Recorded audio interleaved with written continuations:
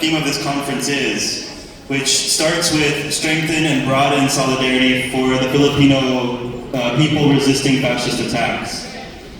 So what we want to do with this panel, what we want to start doing with this weekend, is connecting the abhorrent human rights violations and violations of international humanitarian law, the other forms of violence being committed by the U.S.-backed Marcos regime, to the broader context and conditions that are rooted in economic and political relationship between the U.S. and the Philippines.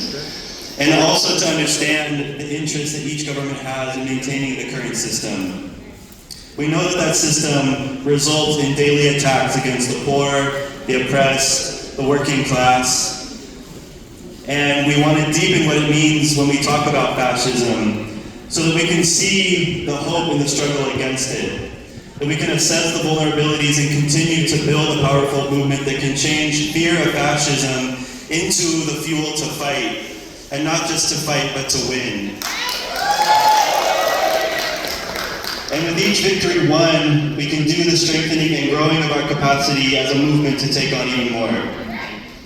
So we'll deepen our understanding on the various manifestations of fascism and the actions being waged to combat it.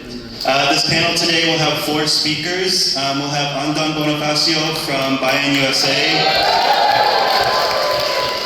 Felipe Levy Helia Jr. from Carapatan Negros.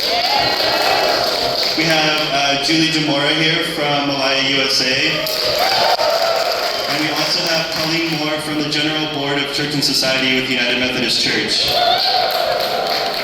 So we only have Julie with us here in person, but we do have Andon zooming in today, and then we have pre-recorded videos from the other 2. And at the end, we'll also have a little bit of time for some question and answer.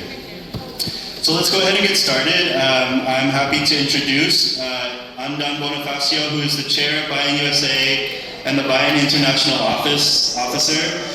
Bayan USA is the largest overseas chapter of Bagang Alianson Makabayan, an alliance of Filipino organizations founded during the Marcos dictatorship and dedicated to fighting for national sovereignty and genuine democracy in the Philippines.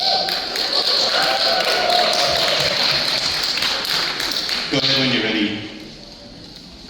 Awesome. Can you all hear me okay?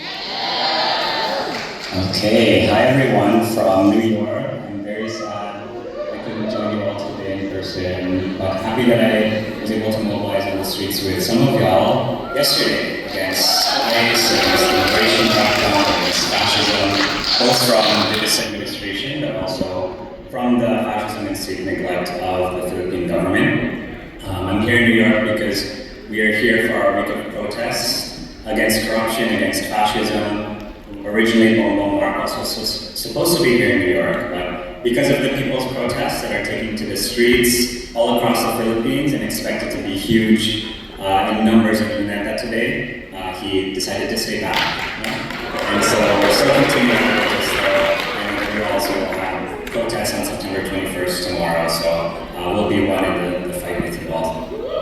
So, for this panel presentation, I wanted to focus on the relationship between fascism, foreign domination, and puppet rule. And what do all those things mean for the people, especially our role in fighting back? So, if you go to the next slide, or if you start the slides, Tina mentioned a very extensive keynote. I'll try not to repeat too many things. That virtually every Philippine president has had a counterinsurgency program, right? And these come under different names. Marcos right now has the National Action Plan for Unity, Peace, and Development. Gloria Arroyo had Hukban Bantayaya. Duterte had Hukban Kapanatagan. All of these are under different names. You can go to the next slide. Actually, I'm not sure what slide you're looking at right now, so. Okay, yes. So, the Save the Fund Schools campaign, this was under the counterinsurgency plans of both, of the Duterte regime, both Kapayapaan and Kapanatagan, wherein hundreds of UMAD schools were forcibly shut down. The students were forced to evacuate with their entire families, set up in temporary evacuation sites, and even then, they were harassed, surveilled, and threatened against their lives. So these are brutal forms of suppression.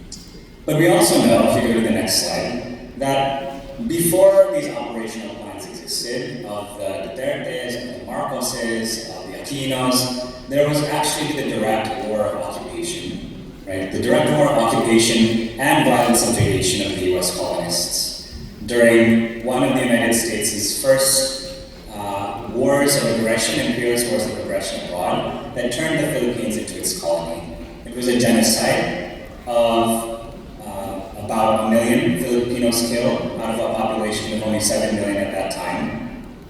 And if you go to the next slide, there was fascist repression that continued even after the over decade-long war had ended. And the American government, the American colonial government, established what was known as the Philippine Constabulary. This was the predecessor of the Philippine National Police, and it helped to subjugate the people, repress the people, and put them in line with the United States' dictates.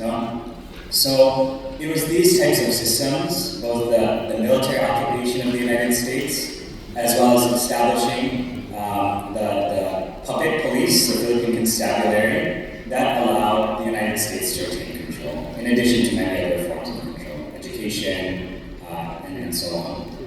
And this type of fascist repression was for a sole purpose, to secure the economic gains that the US made from its war of aggression and colonization. Right? By colonizing the Philippines, the United States gained raw materials, it gained access to markets to dump its good, and it gained labor, right? Cheap labor to exploit. But the Filipino people didn't take this without a fight. If you go to the next slide, in the early 1900s, the Filipino people organized, and they formed one of their first unions. And what's pictured here is the Unión Obrera Democrática.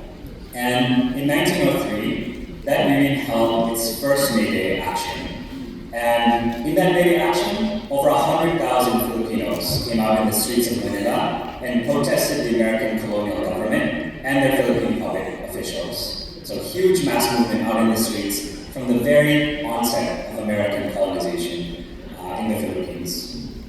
But we know how fascism works, right? Their leaders of the union were tagged as subversives. They were arrested. And the colonial Taft government imported its union-busting tactics that it had honed in the United States over years and used it to try and destroy the workers' movement in the Philippines, right? It sounds familiar because it's the same tactics being used in the US and the Philippines up until this day. And so that period of direct colonization lasted for around 4 decades, until the United States granted the Philippines quote-unquote independence in 1946. But when this era of direct colonization came to a close, we know that fascism didn't disappear, right? Fascism continued as a natural consequence of what we call a puppet state, a state that the United States could control, right? So that even if it was not directly colonizing the country, it could maintain its rule. And so that independence, that is quote-unquote granted by the United States to the Philippines was only a name. The United States set up officials that it had handpicked, trained, placed in power to ensure that the interests of the United States were still maintained, right? But on the other end, those politicians, those bureaucrats, were also got something out of it. They got something out of that deal. And what did they get out of that deal, right? They gained control of a government bureaucracy, of government enterprises. They gained access to public funds, to the taxpayers' money, and the use of the country's resources. And they used all of that not to invest into the people, but to invest into their pockets. They used it as capital for their own gain. And so, in other words, they made running the government a form of capitalism, a form of business, where those officials who were put in place by the United States used their positions to enrich their wealth. It was what we call a system of bureaucratic capitalism. And we can see that face of bureaucratic capitalism so plainly today given the massive flood control schemes that have been exposed. If you go 2 slides ahead, you will see massive protests happening in the Philippines right now because what has been exposed is that government funds have been swindled by legislators and by the president himself, have gone to contractors to build infrastructure projects that are supposed to save people from life-threatening natural disasters, but instead that money is being pocketed and the people are angry about it. So they are the ones who are flooding the streets with protests right now. This picture was from UP Los Baños, one of the major universities in south of Manila, that totaled 7,000 on just one campus alone. So people are out in the streets protesting, right? And what this has also shown is that the corruption goes up to the highest level too. Right now the Marcos is, but we know when Duterte was in power, it's the Dutertes who are sitting atop that pile of stolen wealth, and so on, right? So if you go to the next slide, you can see Marcos himself is also using the people's resources. This was the billions of dollars, US dollars, that his family stole and built his entire life. So Marcos himself is the biggest bureaucrat capitalist in power right now, the biggest mental babies in Singapore, right? And these bureaucrat capitalists, originally they were just serving the interests of big business people, people with huge landholdings, the landlords in the Philippines. But over time, these bureaucrat capitalists, because they were able to amass so much wealth from corruption, from their fascist oppression, also developed into their own class, directly against the Filipino people, right? And the most evil, right? The most evil of these bureaucrat capitalists are also the ones who are business people at the same time, they're landlords at the same time, and they're the politicians at the same time. Because with that trifecta of things, they can pass any laws that they want to steal more land, they can pass any more laws that they want to oppress more workers, and then use those same taxpayer dollars that the exploited workers and farmers are paying to enrich their own pockets. Right? And that's the system that they have in place right now, bureaucratic capitalism, right? And as I said, and as Steve and I mentioned too, the interests of these bureaucratic capitalists, these big businesses, these big landlords, are directly opposed to that of the Filipino people. Right? There's no overlap in interests of the ones in power and the ones that are exploiting and oppressing. And that's especially true for the vast majority of Filipinos who live off the land, it's peasant farmers, and of course the working class. You know, while the landlords, while business people want to profit, the workers want a living wage, right? The farmers want land to till. And if you go to the next slide, when the people rise up to fight for these rights, what happens? Fascism, right? And that's why I had mentioned that fascism is a natural consequence of the puppet state.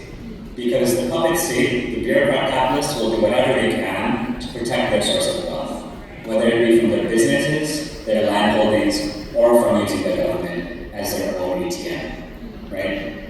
And so, you know, what's pictured here are repression of workers' strikes, a very famous strike at Asia, which is a food product company. The strike was violently dispersed, and what's on the right is the forced closure of Lumad schools, right? In the Philippine countryside, schools that were built for indigenous peoples to practice their own agricultural practices, to learn literacy so that they could also defend their ancestral land, so that they could also learn agriculture, so that they could feed their communities.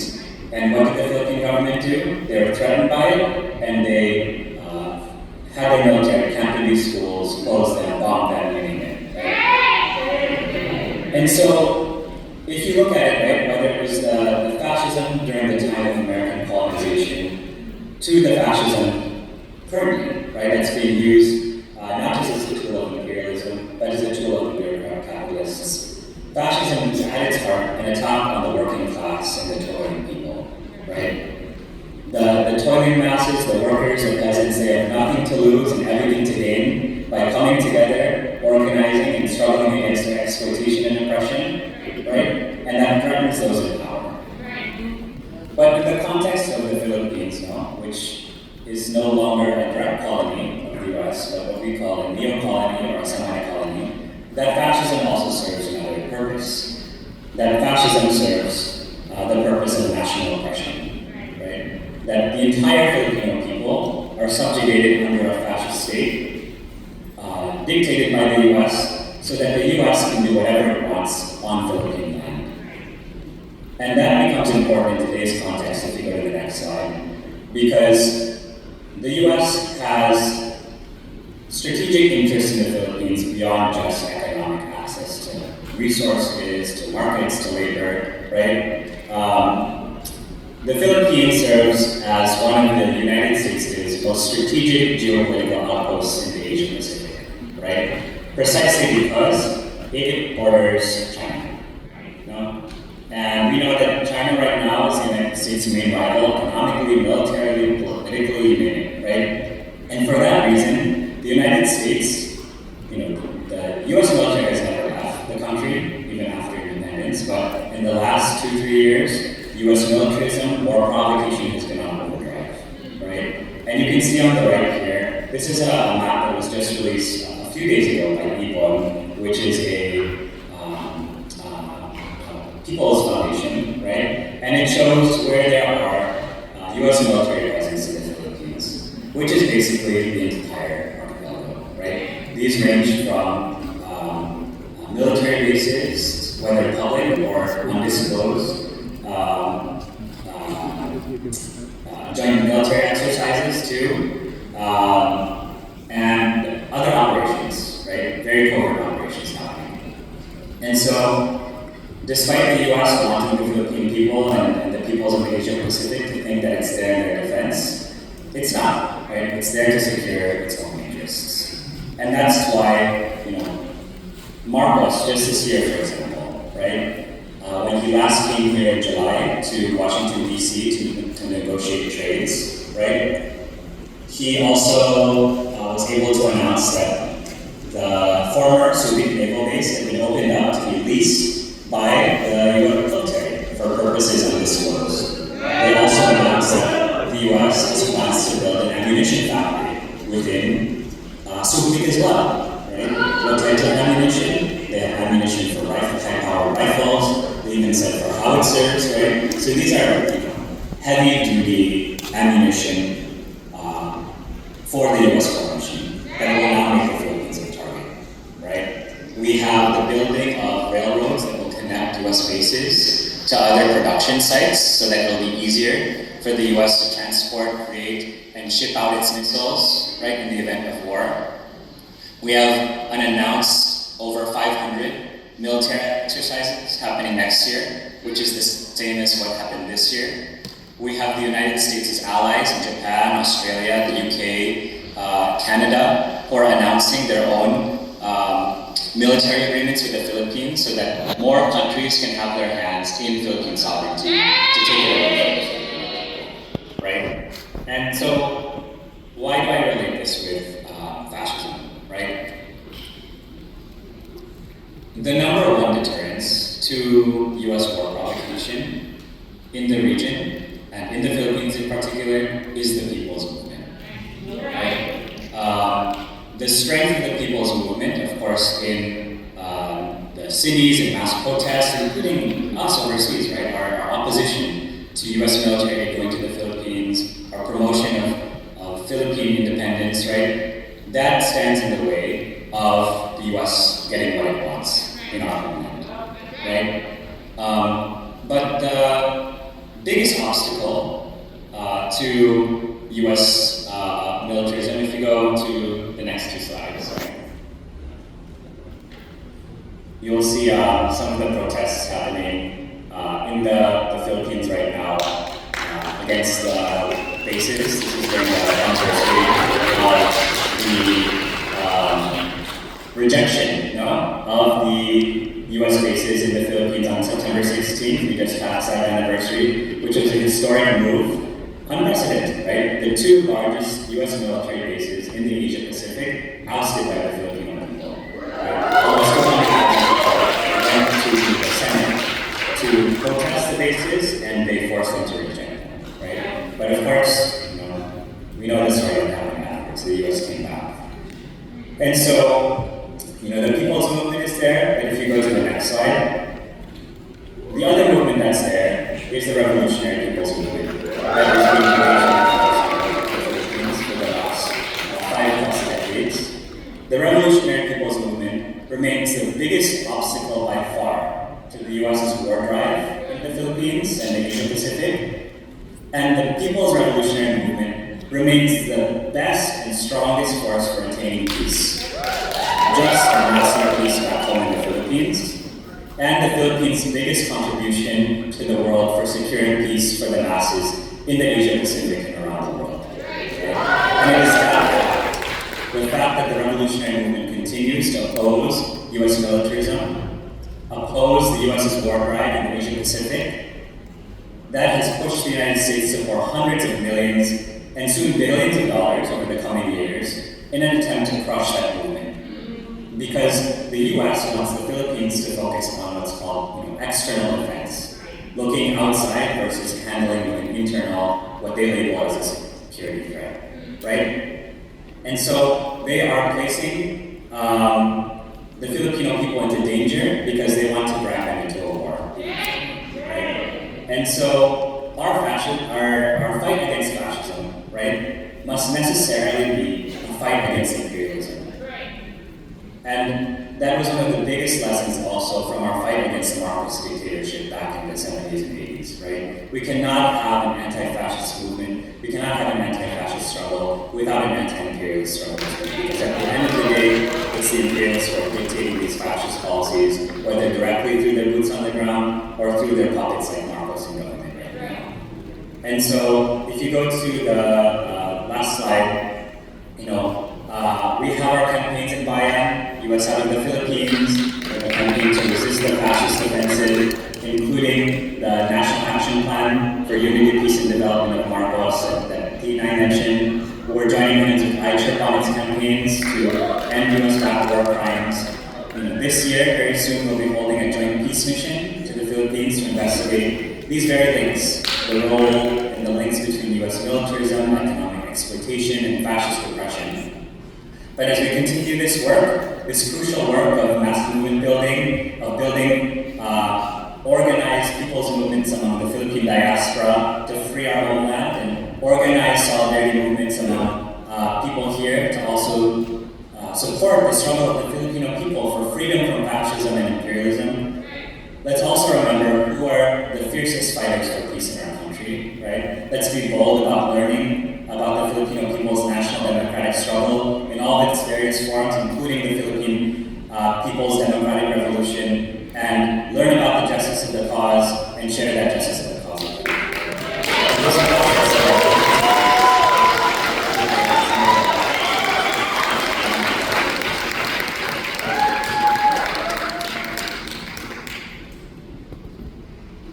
Okay, thank you. I think what he laid out really made the connection clear between the economic roots seen and the need for access to resources, the markets for goods, and the labor to exploit to the violence they are required to use in order to obtain and solidify their control over those resources, which we see in the counterinsurgency programs like terror tagging, union busting, and the other forms of violence that we've discussed. This also includes then the use of the Philippines by the US as its forward military base. But what I think Andon ended on is really an inspiration to us, right? That the people's movements are the things that are standing in the way of imperialist countries and their puppets to advance their exploitation. And so we want to come back to that as we talk about what does it mean to struggle against fascism and what can we do about it. In the meantime, up next, we'll hear more from Karapatan's Negros chapter to talk about their work in documenting and supporting political prisoners who experience these fascist programs firsthand. So they've submitted a video statement for us today. This is Felipe Levy Elia Jr., a human rights defender of Human Rights Advocates Negros, or HRAN, a local chapter of Kerepatan. He helped form the September 21st movement South Negros in 2002 that engages in human rights work in Kapangkalan City and the adjacent communities. In 2008, while serving as a human rights team sent to Guionan City in Negros Oriental, he was declared persona non grata by the Philippines Army and charged with grave threats. He became a community organizer of Paghahidat sa Kasuagan Development Group, whose executive director was attorney Benjamin Ramos Jr., who was a National Union of People's Lawyers Negro Secretary General, and who was murdered in 2018. In 2019, an Army intelligence operative filed robbery charges against him, and in 2024, he was charged with terrorism financing by the Department of Justice, and he's currently on bail. So I'll turn it over to Felipe to share his statement.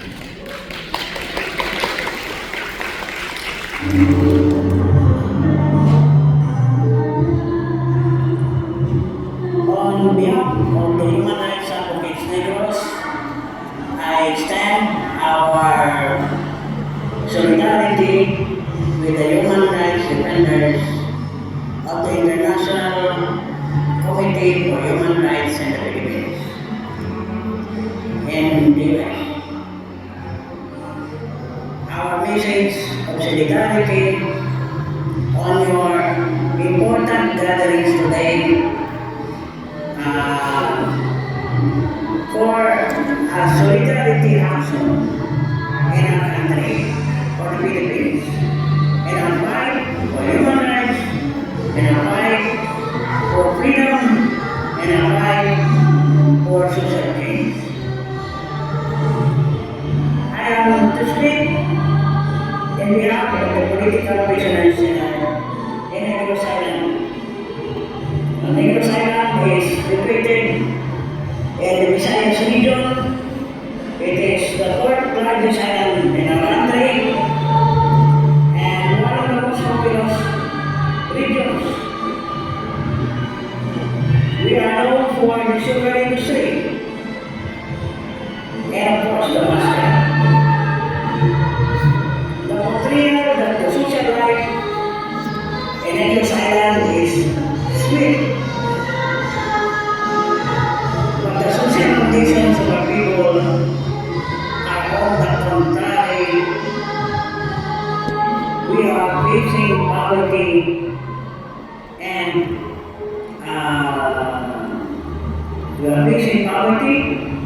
we are facing depression and oppression. To speak on the conditions of our political prisoners, you can imagine that Negros Island is one of the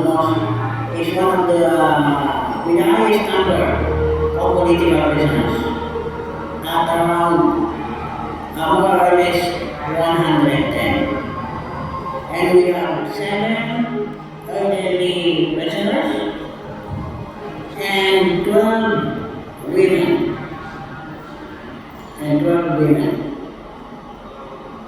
27 of the political prisoners in prison were arrested under Marcos Jr. What are the conditions of our political prisoners? First, inadequate in poor jail facilities, receiving meager food meals, and water and sanitation. Secondly, the cases that our political prisoner faces are dragging on for years. That it takes a very, very long time. There is no speedy justice. There is no speedy justice in our country. And thirdly, the issue of the abuse of the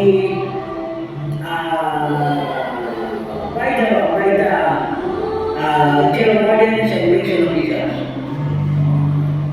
Not only that the defense system of charges in violation of the rights outside the jail, but even inside the jail, the rights are suppressed and repressed. It is so that in your gatherings, you can discuss the situation of our political prisoners here in Naples. In order that you can extend help to us, in order that you can share with us, that you can join us in our struggle to free our political prisoners. You can write our political prisoners to raise their fighting spirit. You can write the Philippine government and the agencies to free our political prisoners. Most importantly, those who are elderly, sickly, pregnant, and nursing mothers. You can also buy the products that our political prisoners make. And lastly, you can join us in our fight for human rights adherence. You can join us in our fight for human rights and democracy in our country. Thank you. And so,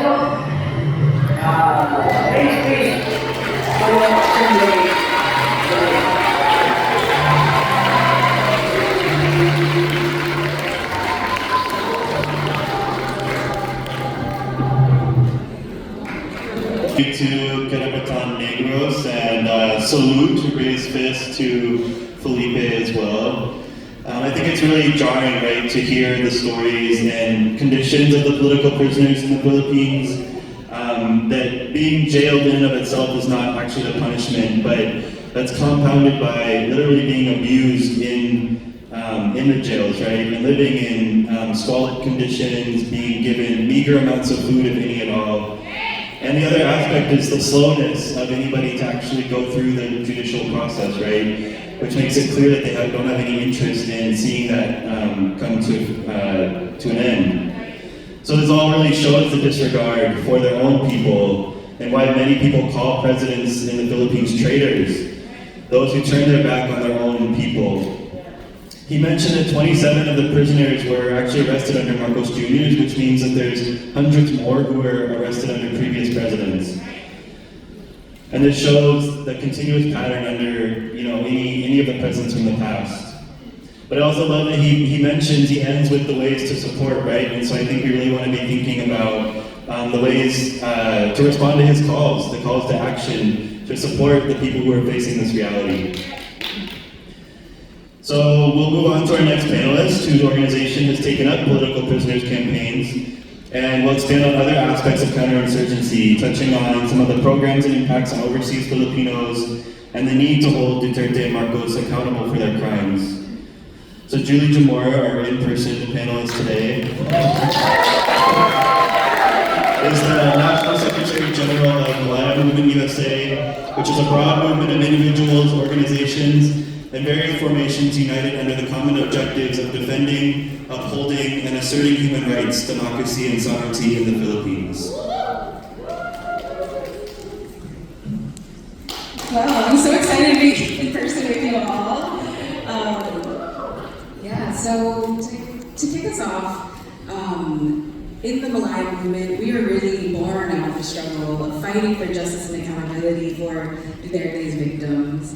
It was really, after 2016 when he was elected, when we were formed in 2018, the overseas Filipino community came together because we know we have a stake in this fight. Our families are impacted, we're forced to migrate, our families and friends are direct victims of the drug war. We're also facing the brunt of fascist attacks overseas as well, which is what I'll go into a little bit later. But yeah, so under Duterte, we know that over 30,000 lives have been claimed in the drug war, politically motivated assassinations, imprisonment. He really set up this current infrastructure for counterinsurgency, the whole nation approach, passed the Anti-Terrorism Act, operationalized the National Task Force to end local communist armed conflict, and Marcos, while everybody, politicians, general public thinks that Marcos is acceptable. He's less of a strongman, he's more a sanitized version of a leader, he's a better puppet to the US government. We know that he's still a war criminal. He has inherited this apparatus and he is still repressing Filipinos struggling for change back home and here, especially migrants who are fighting for their basic rights and livelihoods. We heard from the previous speakers really clarifying what is Marcos Jr.'s counterinsurgency program, what is the National Action Plan for Unity, Peace, and Development. We know that while it's a very nice sounding words, unity, peace, development, we've heard this all before, it's recycled. We heard that through all the administrations, we've had some form of counterinsurgency. What's so insidious now is that instead of being primarily more militarized, more geared towards the police, they're weaponizing all of civilian bureaucracy. They're making sure that every aspect of government, whether it's education, the Department of Social Welfare and Development, agriculture, that they're mobilized to counter what they think is the roots of systemic issues or government disorder. But we know that that is false.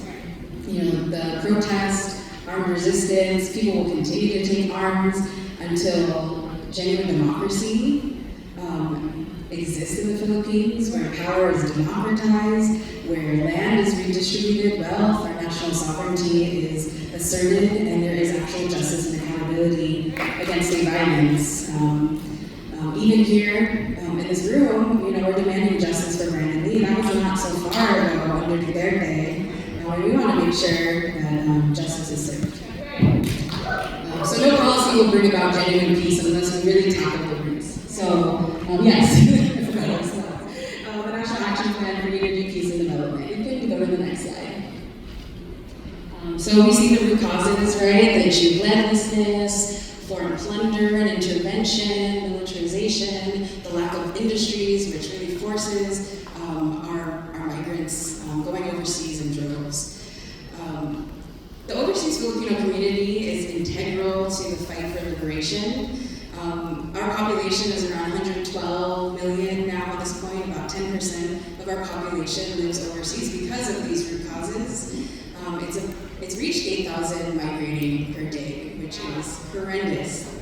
All that family separation, only to come to this country to face the brunt of Trump's fascist attacks. So, if you go to the next slide,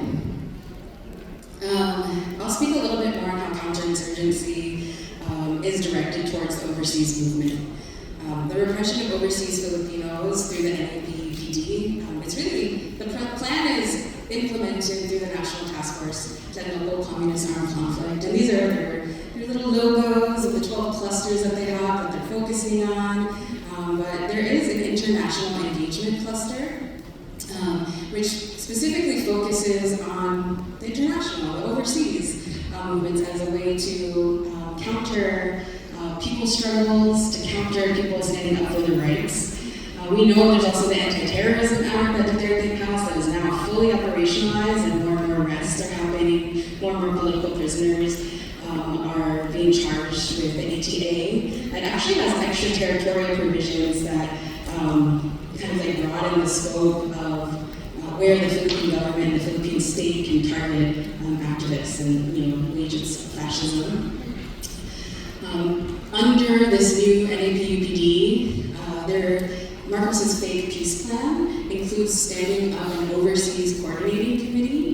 This is aimed at strengthening and coordinating all the attacks on overseas movements, on NGOs, these nonprofits, on progressive overseas Filipino organizations. organizations like the National Democratic Movement, people's organizations, groups that are actually exposing what is happening at the hands of the Philippine government, that are defending migrants and their rights and welfare, who are telling the embassy and the consulates to do their job.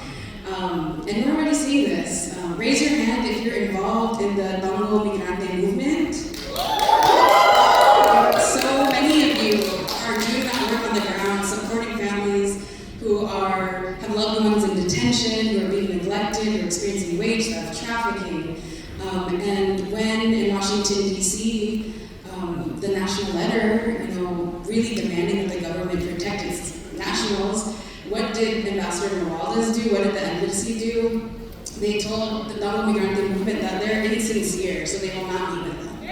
So we should really see that this is in response to the great work and the people's struggle that is really developing on the ground to protect and defend our migrants. And we know more targeted attacks are sure to come. They're trying to go after organizations who are supporting communities on the ground, like in Karapatan Negros Malay movement on an immersion trip last year, and actually spent a lot of time with Talibe, who was there. Raise your hand if you've met him. Yeah, it's always, we have some Malay members who met him directly and learned about the condition. So by supporting communities, the government wants to spread disinformation that this is supporting terrorism, but we know that is not the case. The state itself is waging terrorism on the people through assassinations, imprisonment, forced poverty, and neglect of, the floods that are happening in the Philippines. There have been speaking tours in the past in major cities, NTF-LCAP agents and their disinformation agents are spreading disinformation, and we know more red tagging will come to delegitimize the movements. But of course, that doesn't scare us. We're going to continue our fight.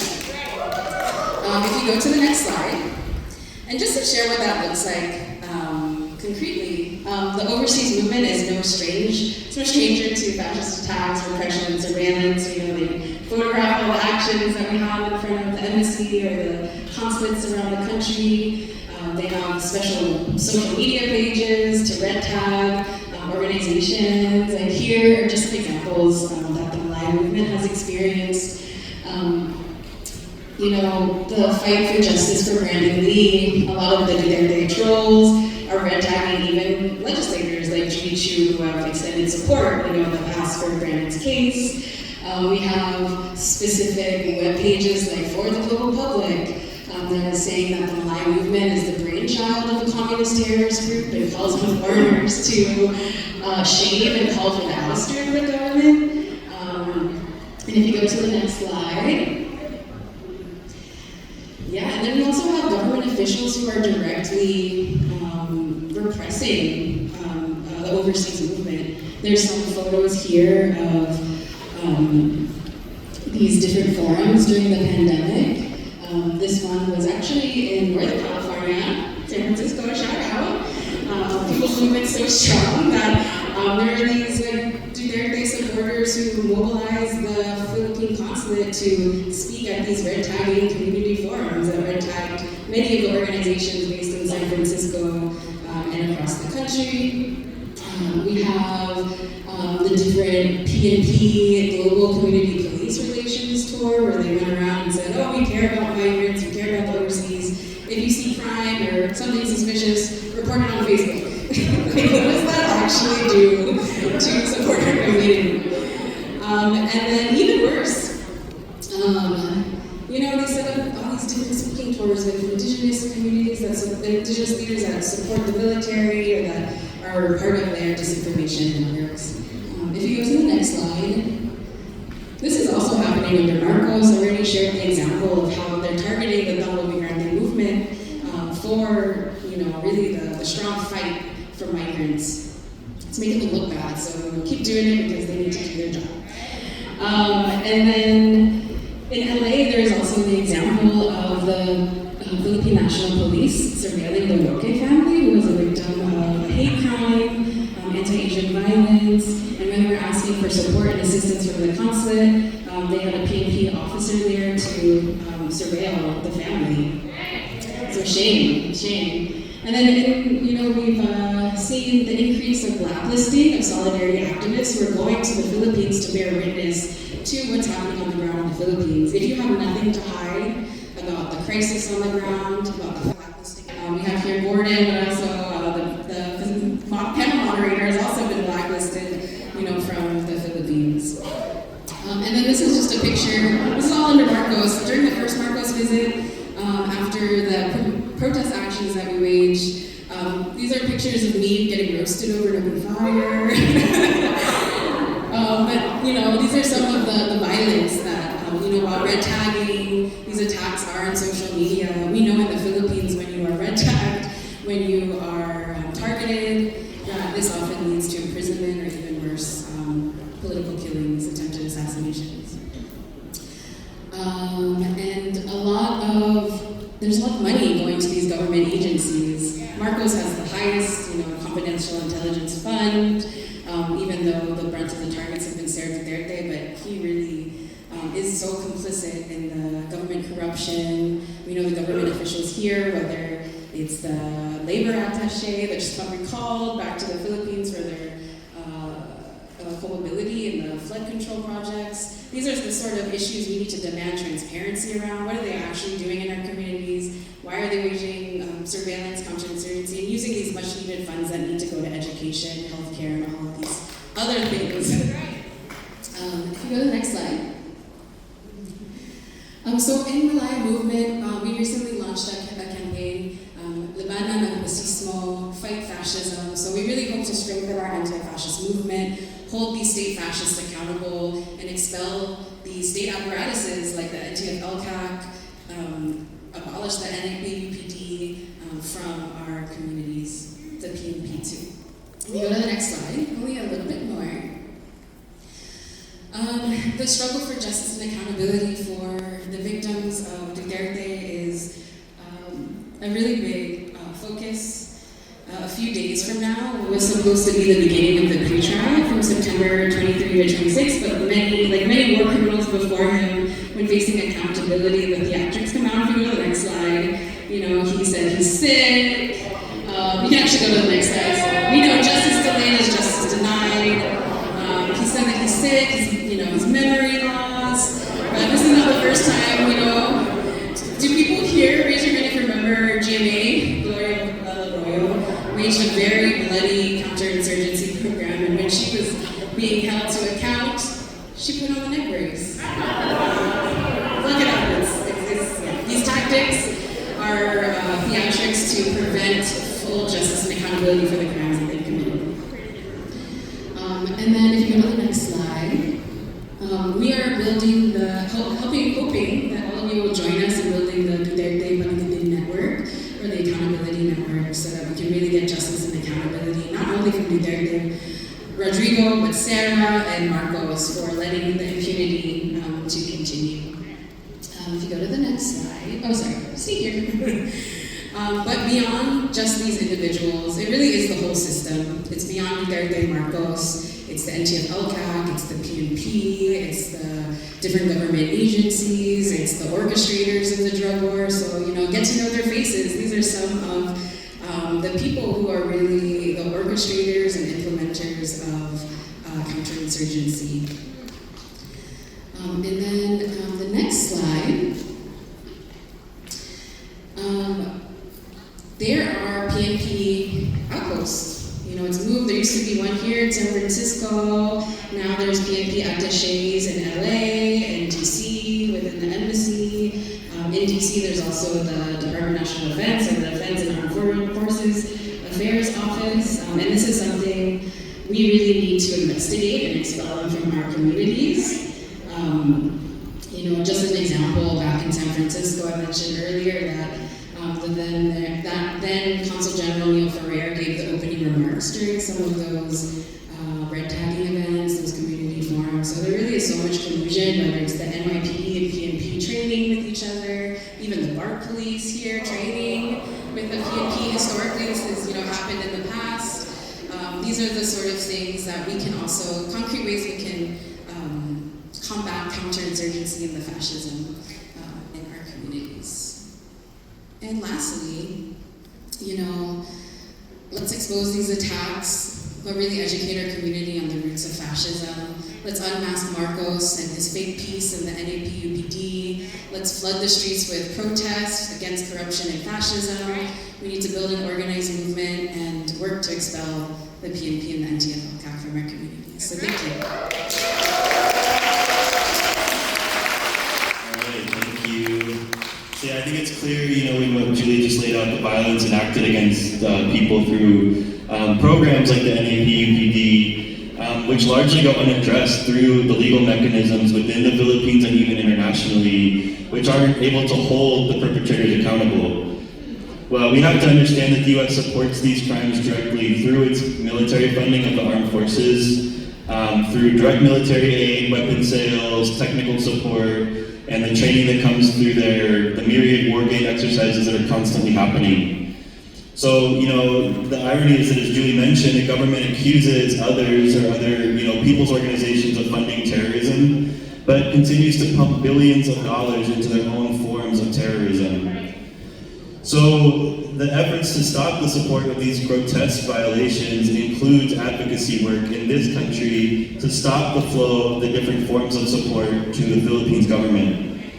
To round out our panel today, we'll hear from Colleen Moore, who unfortunately could not be here with us this weekend, but submitted a video statement as well.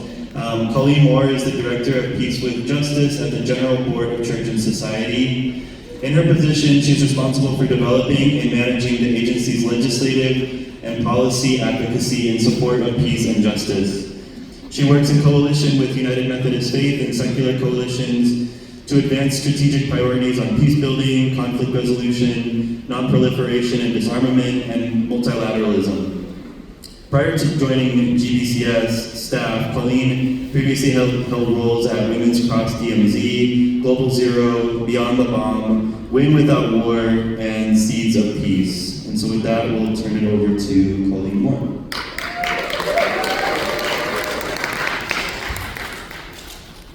Hi everyone, my name is Colleen Moore. I'm the Director of Peace with Justice at the General Board of Church and Society, the social justice agency of the United Methodist Church.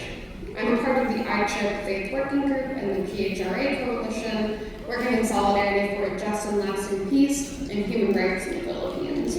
I also served as a commissioner for the International Observers Mission earlier this year, monitoring this year's midterm elections in the Philippines. The United Methodist Church has long supported the Filipino people and spoken out against human rights violations and raised concern over militarization, especially the militarized approach of the Philippine and U.S. governments to economic development and humanitarian crises in the Philippines. We have a resolution that passed last year at our General Conference committing the Church to advocacy for human rights, demilitarization, and peace in the Philippines. As you know, faith leaders, labor organizers, climate activists, opposition leaders, and so many more have been targeted, have been red tagged by the Philippine government. The Philippine state security forces are using torture, arbitrary imprisonment, red tagging, and other tactics aimed at suppressing dissent. And this has included United Methodist clergy and those from the National Council of Churches who have also been red tagged. And there's been no justice, and these practices continue. And that's why it's so important for the faith groups here in the U.S. to be involved in this advocacy work. Christians must be on the forefront of this. The Christian faith has been so weaponized by ideologies that wish to undermine human rights. But actually, our faith calls us to seek peace and pursue it, to work for peace and justice. We must continue to stand in solidarity, calling for peace and justice. We have to use our voices, especially to call on lawmakers who are Christian, or at least claim to be, to actually practice Christian values of peace, human rights, and justice. The U.S. continues to provide military aid to a government that's killing dissidents, bombing peasant movements, and red tagging human rights defenders and activists. It's important for organizations, including faith groups, to continue the long slog of advocacy year after year. I know for so many of you who have done this work for years, imploring your lawmakers to take action for human rights in the Philippines, it can be so frustrating and so demoralizing to see the lack of action in Congress and the administration. We have had successes on this, like the introduction of the Philippines Human Rights Act that calls for suspending the provision of security assistance to the Philippines until the government has made certain reforms to the military and police forces. And I know this particular moment is especially hard here in the United States. Specifically on the Philippines and on the PHRA, our champion, Representative Susan Wild, lost re-election last year, and we haven't been able to get another House lead or a Senate version of the bill. And in Congress, so many are focused on our sliding fascism here in the US and are having to play defense instead of proactively working for progressive US foreign policy based on values of human rights and justice. We have politicians here in the US who claim to be providing for their constituents, whether it's affordable housing, education, green jobs, healthcare. But instead, our tax dollars are going towards arming human rights abusers like the Philippines, like Israel. Billions of dollars are going toward human rights violations that I would much rather be spent here at home on life-affirming services to serve the people. Our defense budget is now over $1 trillion for fiscal year 2025, while politicians have cut things like Medicaid, SNAP funding, and so much more. Politicians continue to use global crises, from what's happening in Ukraine and Russia to the rise of China, to justify a ballooning defense budget that directly sucks money away from what our communities truly need. It's up to us during this time to keep on them, to demand accountability and justice, and no more security assistance to the Philippines until they come into compliance with human rights standards. As we've seen with advocacy work on the Philippines, China is always used to justify military buildup in the Asia Pacific. U.S. policy continues to be aimed at countering China. This great power competition between the U.S. and China is militarizing our societies, and instead of working together with countries we don't agree with and with our allies on issues that need to be resolved, like climate change and human rights, the U.S. is choosing to pour millions of dollars, honestly probably closer to billions at this point, into making people in the Asia Pacific and here at home less safe. This great power competition is propping up far-right authoritarian leaders and fueling militarism. And the only place this goes is toward a never-ending cycle of arms racing between the US and China. This started with the so-called pivot to Asia under President Obama, and it continued under the first Trump administration, under Biden, and under Trump's current administration as well. The US is using middle powers like South Korea, the Philippines, Indonesia to encircle China, and these countries don't want to be put in the middle of it. For so many countries, the people of these countries, they don't want to be put in the middle. They don't want to be played like pawns in this great power competition chessboard. And so that's why congressional advocacy is so important. I will say it's not the be-all end-all, especially in this time there are so many ways to be involved. Grassroots organizing and public education are extremely important right now. We have to continue to expand our movement and stand in solidarity with those working on other issues right now, especially connecting migration to militarization. But ultimately what we need to do is build power. And advocacy, as we know, is a very important part of resisting fascism and building power here in the US. I do believe there are champions in both chambers on this issue, and we just have to do more work to continue to do that education work, to deepen their commitment. We have to remember that we're up against the other side that has paid lobbyists who are on the Hill every single day in meetings, and super PACs that are giving so much money to support their issues, and especially amidst a ballooning defense budget and the rise of the military-industrial complex. But what they don't have, that we do, is people power.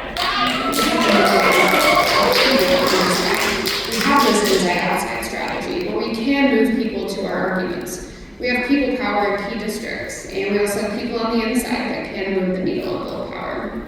I think the PHRA Coalition is a key example of this. This is a campaign led by members of the Kapag-Tan Alliance, the Malaya Movement, and ICHRP-US.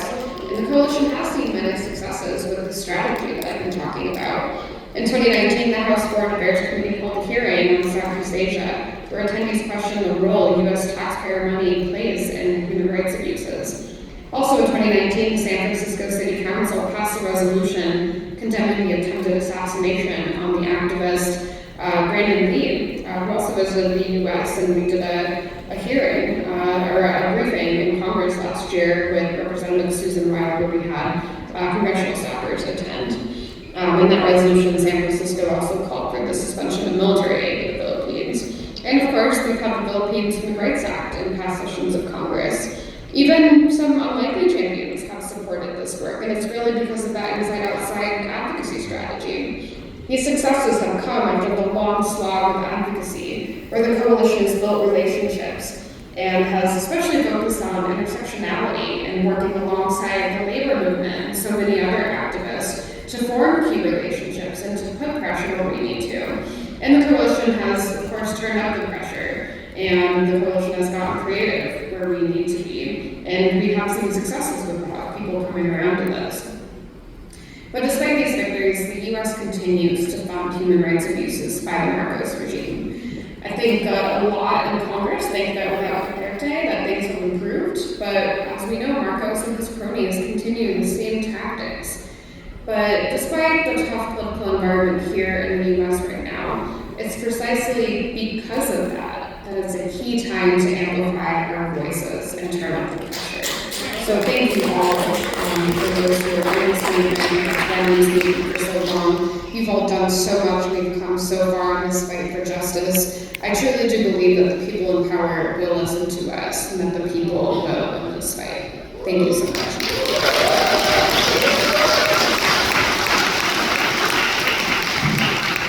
Hey, thank you, Colleen. Yeah, I think the work that Colleen has done really shows that there is, well, alongside the coalition that she's referring to, shows the importance of that type of broad people power building that is so necessary in projecting these issues onto the national scale and getting them in front of people who actually do have the decision-making power about things like military funding and other policies that directly influence or impact people on the ground.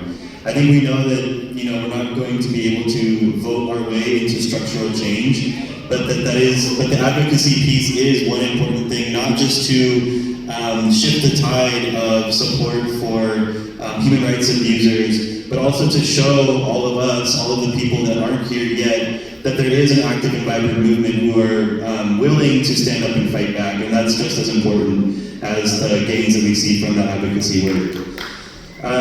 So to round out, or to sort of finish up our panel today, we're close to our end of time, but I want to take a couple minutes just to ask a question that came in that really helps kind of summarize and clarify and concretize some of the concepts that we've heard today. So if Andan is still on the call, we'd like to pose to our panelists and they can respond in however they think is appropriate in maybe just a few minutes. Just to say a little bit more about how Marcos's NAP-UPD falls under U.S. counterinsurgency policy. And then a little addition to that is also just to respond to what are the things that we can do, what's the responsibility of the people to resist the fascism that we're seeing, and what does that look like in sort of concrete action?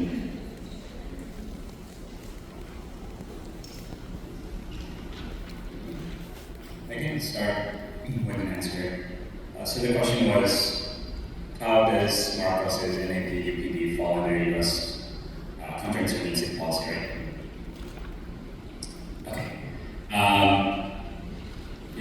On two counts, right? In terms of design, as a very simple way to look at it, the NAP-UPD of Marcos is actually just one element of the Philippine state's overall national security policy, right, or security strategy, which outlines many different things, and the NAP-UPD is just one important way that the regime is implementing it.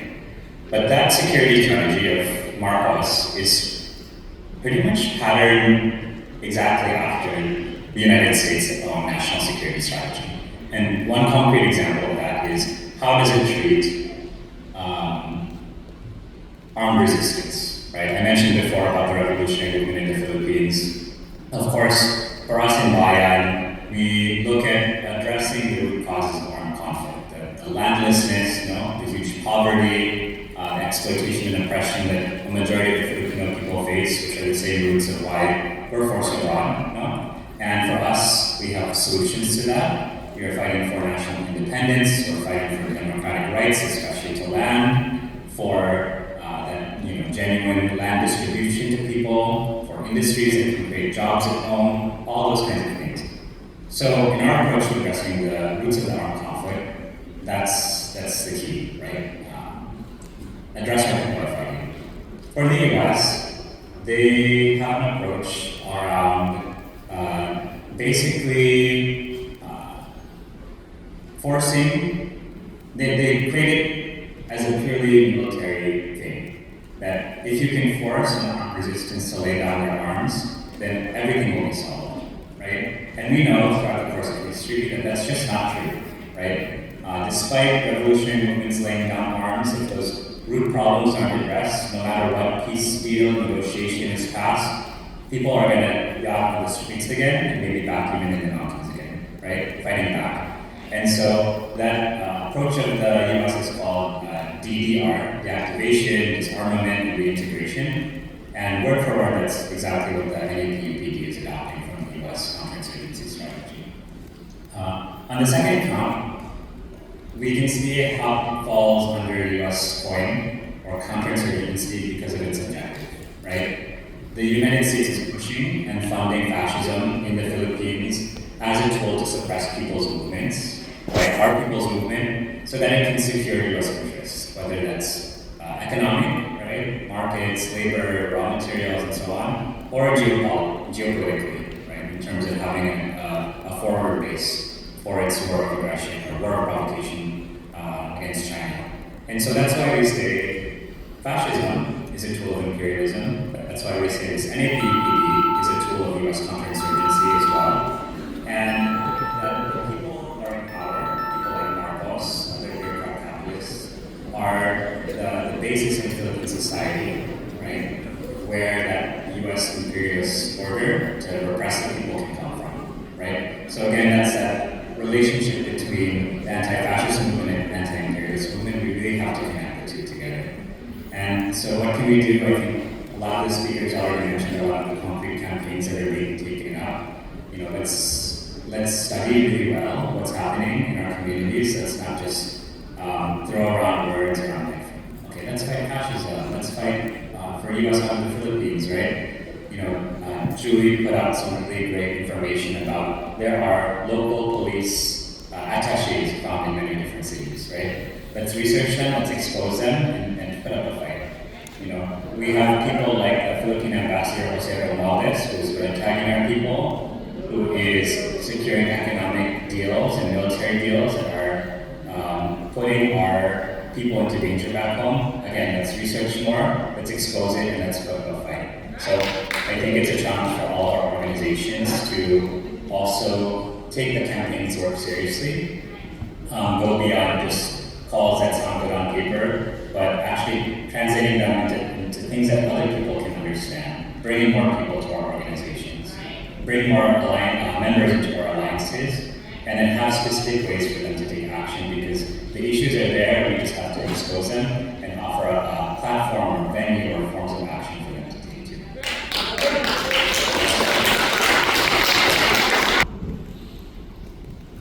Okay, thank you. Yeah, I think, so for the sake of time, we know that there's been a number of questions that have come in, which I think shows that people really want to engage and find the ways of fighting back, right? But it's also lunchtime, so we'll close out the panel, but I think what's clear from all of our speakers is that I think everybody mentioned that, you know, power is among the people, and so how are we really organizing and building up our capacity to fight in our organizations, in our communities, against the different fascist attacks that we're seeing. So with that, we'd like to thank our panelists. We're going to offer our panelists ICHRP-US goodie bags. We'll have to mail the ones to our people who are here, but you're also welcome to purchase these, which will support ICHRP-US and the cost of this conference. And I think with that, we'll close out and we'll transition to our next thing before lunch. When people's rights are under attack, what do we do? When people's rights are under attack, what do we do? When people's rights are under attack, what do we do? That's right, that is our answer to the fascism that we are experiencing, and we know we can expect it because of the strength of the people, right? We do not need to be afraid. We just know that we need to organize and fight back, and that is the answer. So a couple announcements before we break for lunch. Actually, I'll invite Copeland back up quickly to share. We will be doing a silent auction through the rest of the day, so Copeland will share about that. All right. So really want to give a shout out to Hayward Chirp or Hey Chirp for helping.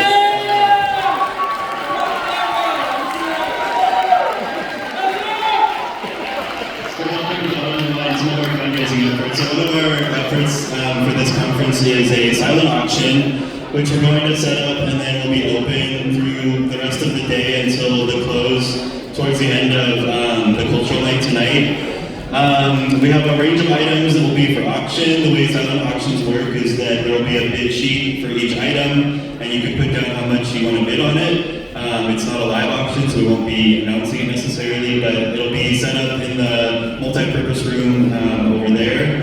And so we really encourage people to contribute, think about the people in your life who you might want to give a gift to, and in that process, you're supporting the work of ICHRP-US and the cost of this conference. So thank you. Thank you. And then before we break for lunch, and actually before that we're going to do a group photo, but I want to first have one of our food volunteers come and tell us a little bit about lunch and how to go about it. Grab it.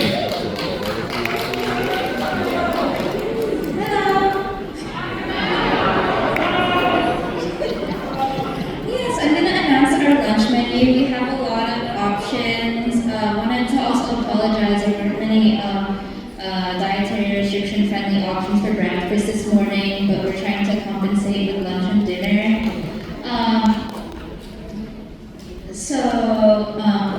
For our menu, it's going to be green goddess, kale salad, salmon teriyaki rice, lemongrass tofu sandwiches,